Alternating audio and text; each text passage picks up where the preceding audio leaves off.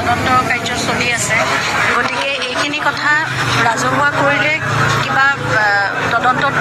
মানে এফেক্ট হ'ব পাৰে নেকি বা তেনেকুৱা ধৰণৰ কথাবোৰ ভাবি মই নিজেও প্ৰতিবেদনখন গ্ৰহণ নকৰিলোঁ মোৰ ব্যক্তিগত সম্পত্তি বুলি মই ভবা নাই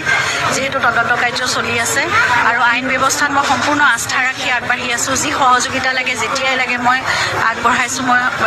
যিকোনো সময়ত উপস্থিত য'তেই হ'ব লাগে তাতে আছোঁ গতিকে মই সেই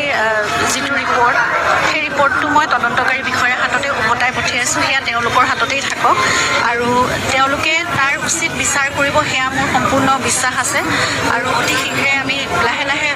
ভালকৈ আগবাঢ়িছে বুলি আমি বিশ্বাস কৰিছোঁ আৰু অতি শীঘ্ৰেই তাৰ ফলাফলসমূহ আমি ভালকৈ পাম বুলি আশা কৰিছোঁ গতিকে সেয়া